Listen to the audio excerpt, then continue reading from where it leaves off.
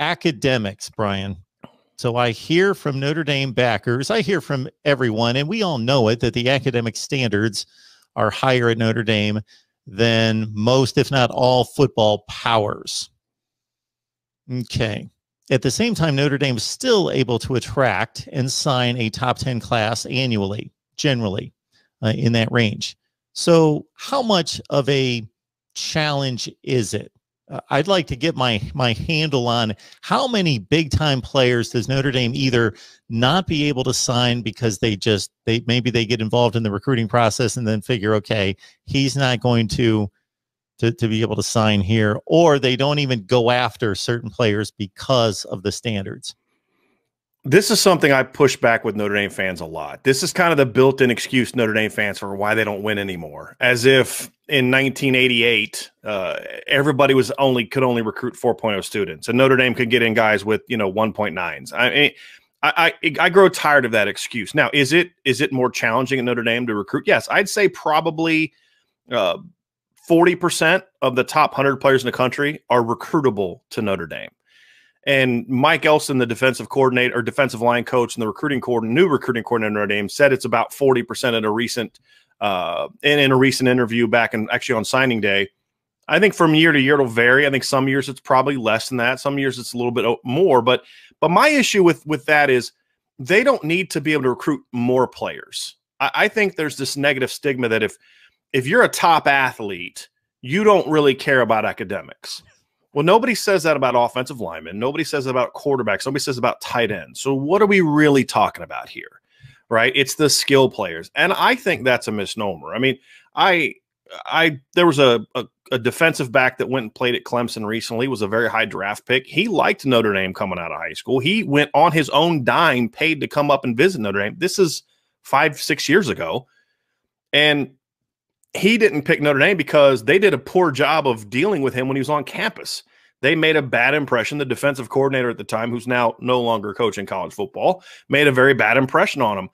If you go back and look, even in the Ty Willingham era, if Notre Dame wins, all of a sudden recruits that weren't going to Notre Dame all of a sudden start coming to Notre Dame. It's not a coincidence. Charlie Weiss, I was watching the 2009 USC game the other day.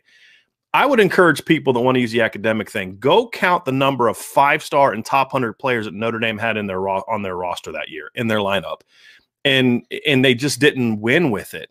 So I think the key for Notre Dame isn't that you need to lower the standards and get more players in that way. I think that's insulting.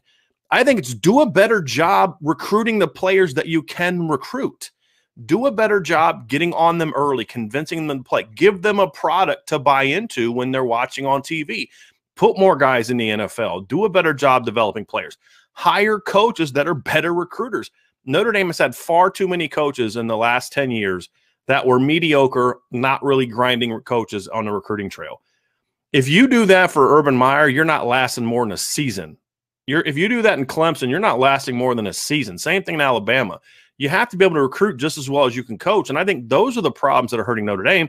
When for example, Marcus Freeman is killing it on the recruiting trail right now. So did they all of a sudden lower the standards for top linebackers after Notre Dame struck out for all but one player the last 2 years? Did they all of a sudden lower the standards? No, it's you have a defensive coordinator that is grinding on the recruiting trail. He's relating well to players, and all of a sudden, hey, they've been in the playoff 2 of the last 3 years. They've had 3 Butkus Award winners in the last 10 years. Name me another program that's had 3 Butkus Award winners. And yet Notre Dame still has a problem recruiting linebackers until Marcus Freeman shows up. And all of a sudden it's looking good. So I just think Notre Dame fans need to stop making excuses for why they can't win and just understand the fact that if you hire the right coaches and you put in the work, you're going to have a chance. And then when you reach a certain level of success, that success then breeds more success. In the 5 years leading up to Clemson's first title run, or the first title game run, 2015, Notre Dame and Clemson played that year. Clemson won by 2. The 5 classes, so the 5 years before that year, Notre Dame had a higher recruiting class on the 247 composite scale than Clemson in 4 of those 5 years. Notre Dame also had more players from that game who played in that game, more players drafted in the first 3 rounds than Clemson did from that team. The difference is I think Clemson was coached better, especially defensively, than that Notre Dame team.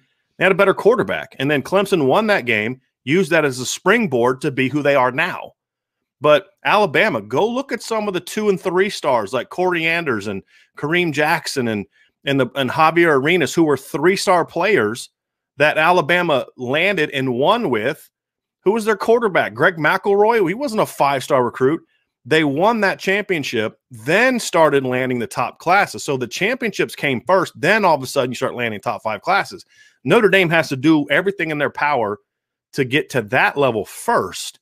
Then more kids will start coming. Yeah, it's a great point. I believe that first Clemson championship team had like an average recruiting rank of something around 13, something in that range. Then again, I don't know how to necessarily accurately measure the quarterback. Of course, every player is measured equally.